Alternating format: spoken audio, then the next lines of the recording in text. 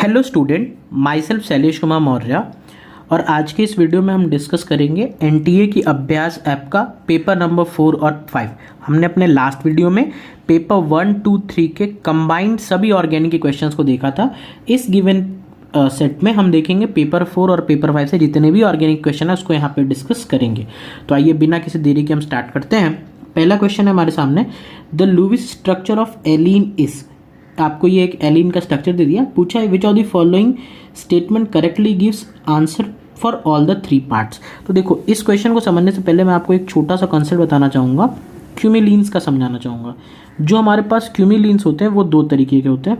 एक होता है हमारे पास ऑड क्यूमिलीन और एक होता है हमारे पास इवन क्यूमिलीन। ठीक, जो इवन क्यूमिलीन होता है ये हमारा ऑप्टिकल आइसोमेरिज्म को शो करता है। ठीक, और जो ऑड क्यूमिलीन होता है वो क्या होता है, हमारे ज्योमेट्रिकल आइसोमेरिज्म को शो करता है। और क्यूमिलीन्स का मतलब क्या होता है, लगातार अगर किसी मॉलिक्यूल में डबल बॉन्ड आते हैं तो उसको हम क्या कहते हैं, क्यूमिलीन कहते हैं, लगातार होने चाहिए। जैसे अगर मैं एक ऑड क्यूमिलीन का एग्जाम्पल बनाऊँ तो देखो, ऑड क्यूमिलीन का एग्जाम्पल कुछ इस तरीके से होता है। इसमें 3 डबल बॉन्ड है, तीनों के तीनों लगातार आ रहे हैं और 3 है तो ऑड हो गया, तो ऑड संख्या में, इसलिए इसको क्या बोले, ऑड क्यूमिलीन। इवन क्यूमिलीन का मतलब क्या हो गया, इस तरह का मॉलिक्यूल, इसको क्या बोलते हैं, हम इवन क्यूमिलीन बोलते हैं। ठीक है, अब हमको कैसे पता चलता है कि ऑड क्यूमिलीन ज्योमेट्रिकल शो करता है, इवन ऑप्टिकल। तो ज्योमेट्रिकल आइसोमेरिज्म की एक कंडीशन होती है कि क्या होना चाहिए, हमारा डिस्टेंस चेंज होना चाहिए बिटवीन ग्रुप। डिस्टेंस क्या होना चाहिए, चेंज होना चाहिए। और ऑप्टिकल आइसोमेरिज्म की कंडीशन क्या होती है, ये इसकी कंडीशन हमारे पास होती है ऑप्टिकल आइसोमेरिज्म की, कि कोई भी सिमेट्री प्रेजेंट मॉलिक्यूल में नहीं होनी चाहिए। ठीक, डिस्टेंस चेंज होने से मतलब क्या है कि अगर आप देखो, इस तरह से मान लो मैंने एक सिस मॉलिक्यूल बनाया और इस तरह से मैंने इसी का एक ट्रांसफॉर्म बनाया, तो हम जानते हैं ये दोनों ज्योमेट्रिकल आइसोमेरिज्म है। तो देखो यहाँ पे ये जो डिस्टेंस है, मान लो ये डिस्टेंस d1 है और यहाँ पे ये डिस्टेंस क्या है, d2 है। तो यहाँ पे d1 और d2 क्या है, बराबर नहीं है। यानी आपने कुछ एक ऐसी नई अरेंजमेंट बनाई जिसमें मॉलिक्यूल्स के बीच के डिस्टेंस अब सेम नहीं है, तो ये मॉलिक्यूल क्या करेगा, आपका ज्योमेट्रिकल आइसोमेरिज्म को शो करेगा। यानी डिस्टेंस अगर चेंज हो रही है तो मॉलिक्यूल क्या करता है, ज्योमेट्रिकल आइसोमेरिज्म शो करता है। तो अब हम इस गिवन मॉलिक्यूल की पहले एक बार ज्योमेट्री देखते हैं, फिर इसके ऊपर हम डिस्कशन करेंगे। एक मॉडल देखते हैं इसका।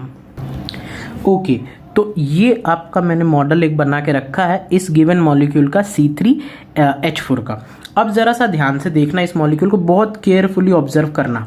देखो, ये इस मॉलिक्यूल का मॉडल है जिसमें ये ब्लैक बॉल्स किसको रिप्रेजेंट कर रही हैं, कार्बन्स को। ये बीच वाले जो वाइट बॉल्स हैं ये पाई बॉन्ड को रिप्रेजेंट कर रही हैं और ये टर्मिनल वाले साइड हाइड्रोजन को रिप्रेजेंट कर रहे हैं। ठीक है, तो अब देखो यहाँ पे ये मॉलिक्यूल कुछ इस तरह से है।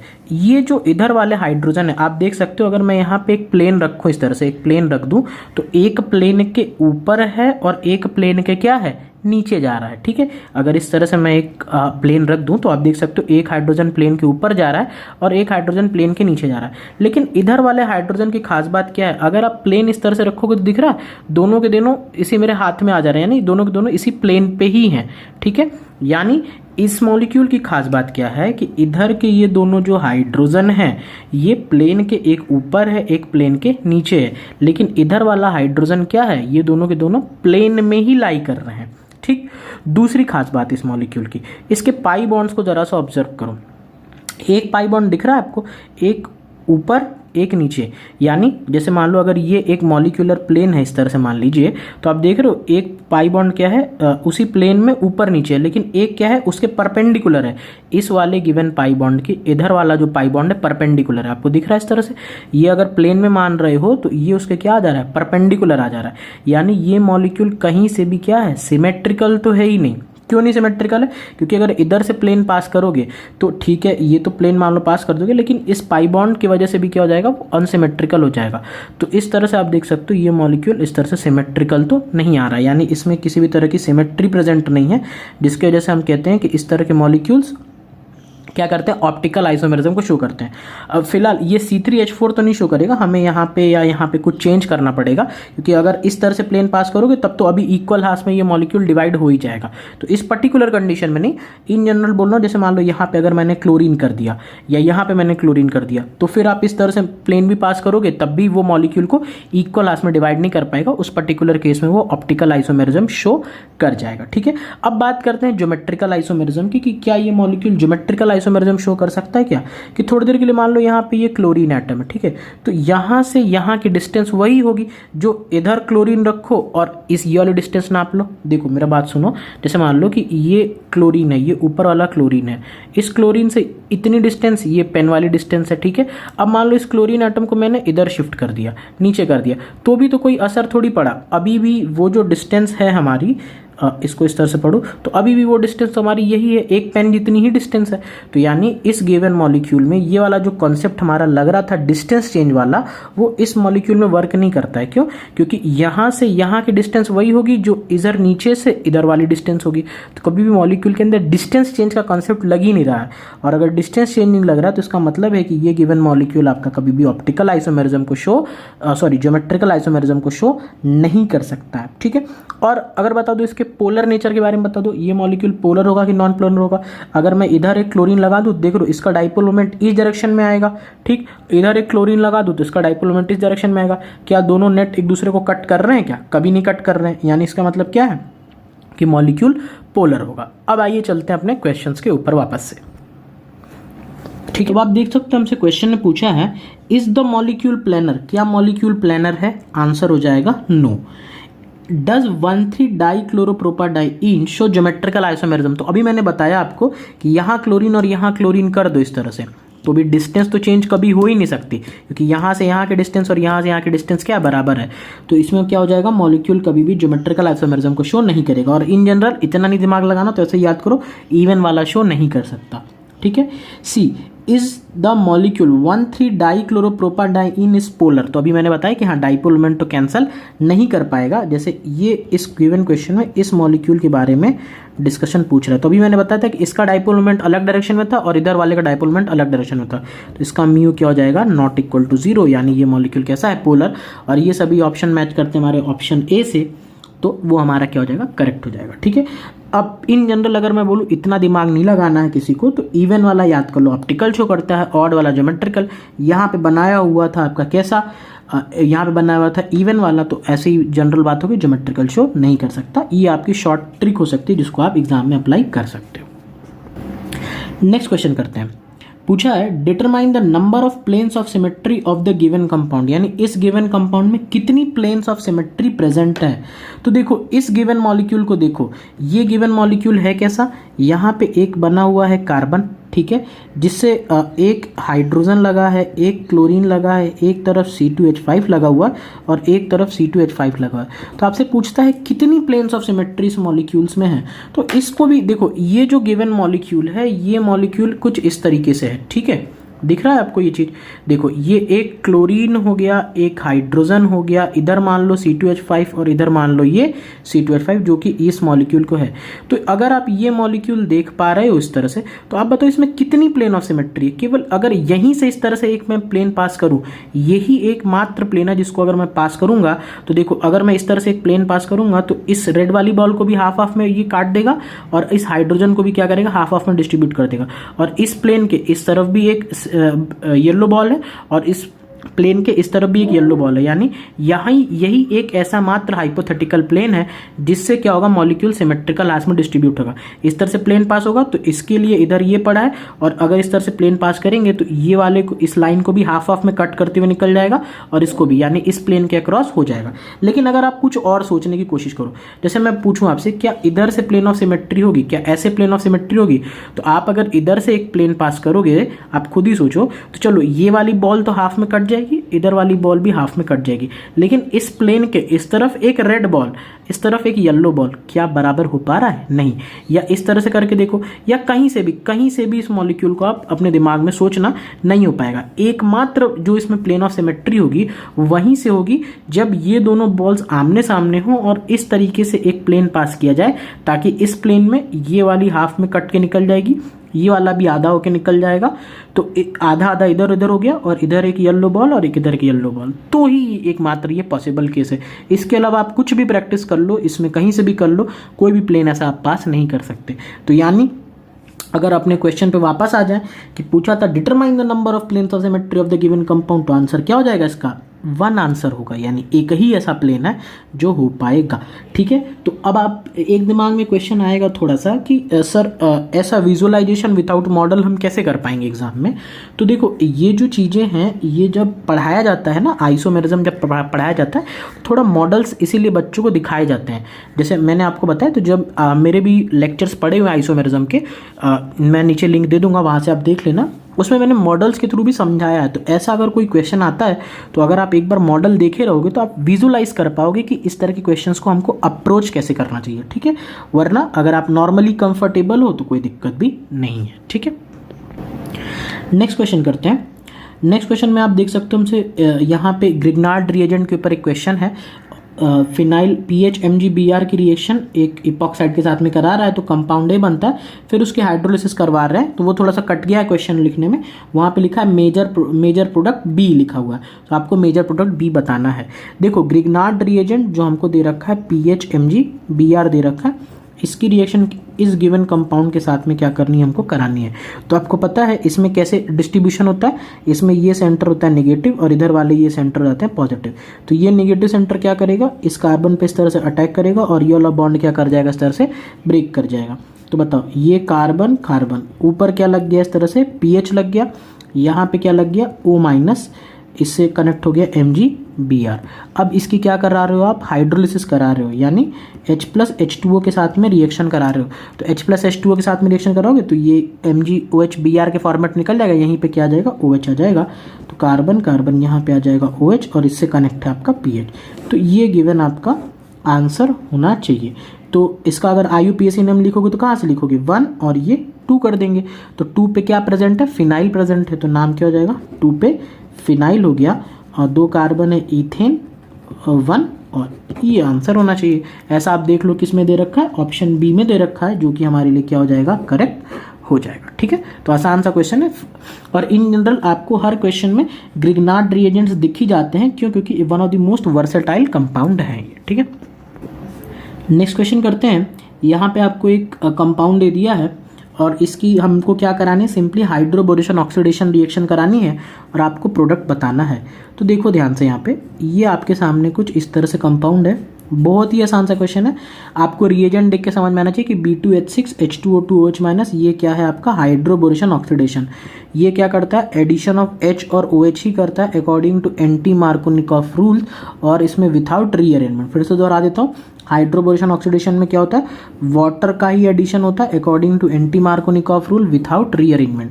तो इसमें अगर एंटी मार्कोनिकॉफ रूल के हिसाब से आप अरेंज करेंगे तो इधर OH आपको लगाना पड़ेगा और इधर इस तरह से H लगाना पड़ेगा। और ये एडिशन और कैसा होता है, एक तरह का सिन एडिशन होता है। सिन एडिशन यानी OH और H की डायरेक्शन क्या होनी चाहिए, सेम। तो अगर मैं इसको ज्योमेट्री वाइज बना दूँ इस तरह से, तो इधर अगर OH लगा रहे हो तो इसी तरह से H लगाना होगा, ऊपर इस तरह से CH3 होगा, यहाँ पे H होगा। ये आपका गिवन मॉलिक्यूल बन के तैयार होना चाहिए।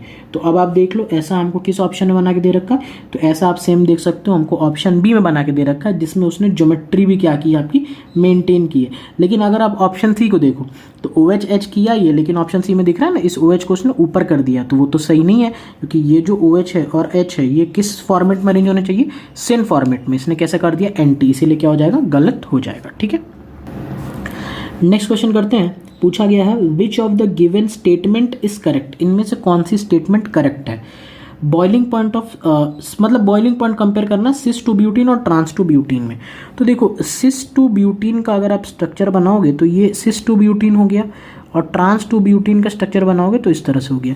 इस मॉलिक्यूल का जो होता है ना, नेट डाइपोल मोमेंट 0 नहीं होता है, लेकिन इस मॉलिक्यूल का क्या होता है, डाइपोल मोमेंट 0 होता है।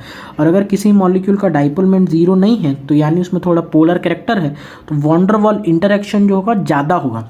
और अगर वो चीज़ ज़्यादा होगी सॉरी, तो अगर वॉन डर वाल इंटरेक्शन ज़्यादा होगा तो इसका क्या मतलब है कि उस गिवन मॉलिक्यूल में आपका बॉइलिंग पॉइंट भी क्या हो जाएगा, ज़्यादा हो जाएगा। यानी सिस टू ब्यूटीन का डाइपोल बॉइलिंग पॉइंट ज़्यादा होगा in comparison to trans two butene से। यानी अगर मैं यहाँ पे लिखूँ बॉइलिंग पॉइंट में अगर कंपैरिजन करेंगे तो सिस ज़्यादा होगा ट्रांस से। तो इस क्वेश्चन का क्या आंसर होना चाहिए, ऑप्शन ए हमारा हो जाना चाहिए, दिख गया। यहीं पे समझ लेते हैं मेल्टिंग पॉइंट के केस में क्या हो जाएगा। मेल्टिंग पॉइंट डिपेंड करता है पैकिंग एफिशिएंसी यानी सिमेट्री पर डिपेंड करता है। तो अगर आप मेल्टिंग पॉइंट की बात करोगे, जो कि इस क्वेश्चन में नहीं पूछा है, मैं फिर भी बोल दे रहा हूँ, ट्रांस का उसमें ज़्यादा हो जाएगा सिस से, क्योंकि बॉइलिंग पॉइंट डिपेंड कर रहा है डाइपोल मोमेंट जैसे फैक्टर पे, लेकिन मेल्टिंग पॉइंट डिपेंड कर रहा है सिमेट्री जैसे फैक्टर्स पे। तो उस हिसाब से आपको क्वेश्चन को अटेम्प्ट करना पड़ेगा, ठीक है। आइए नेक्स्ट क्वेश्चन करते हैं।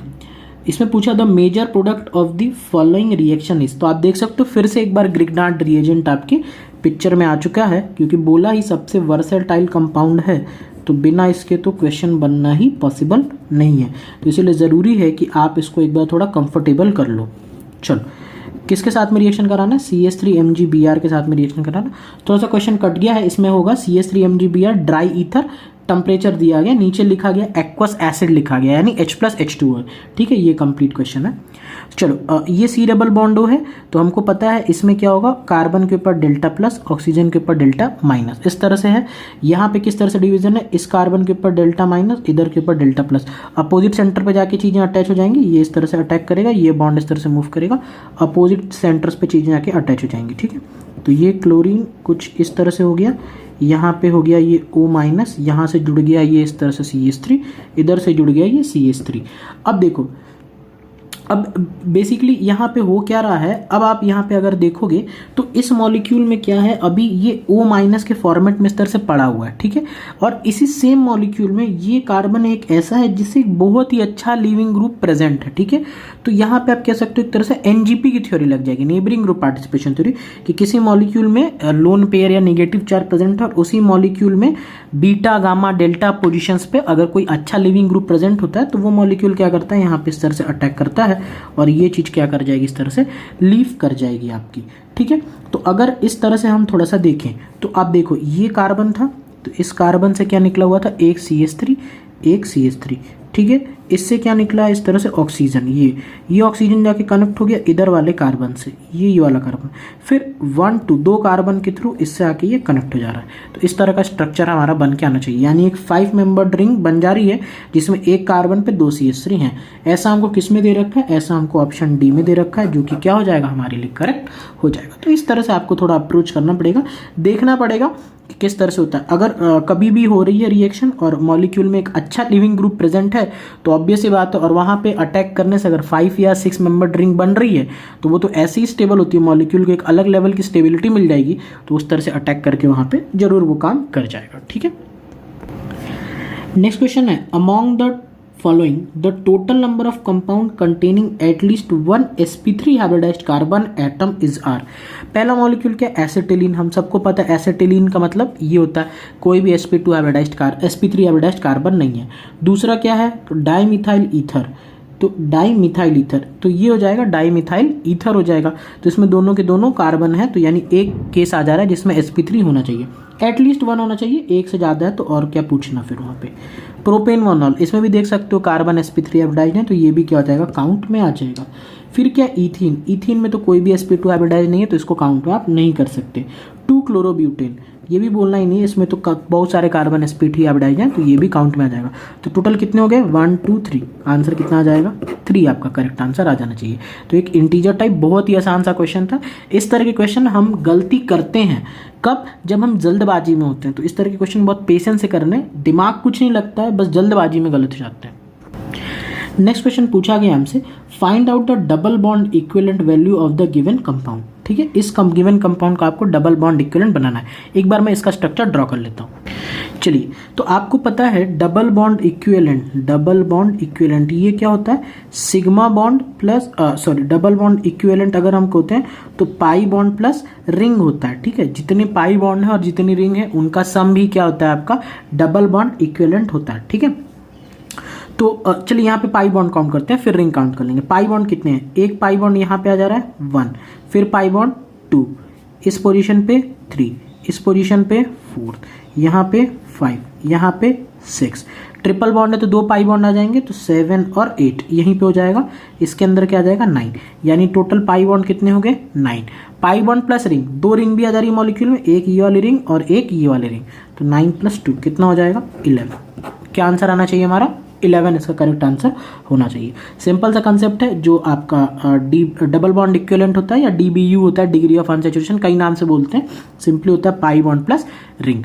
ठीक है, अच्छा इसी में एक छोटा सा और बता दे रहा हूँ कॉन्सेप्ट।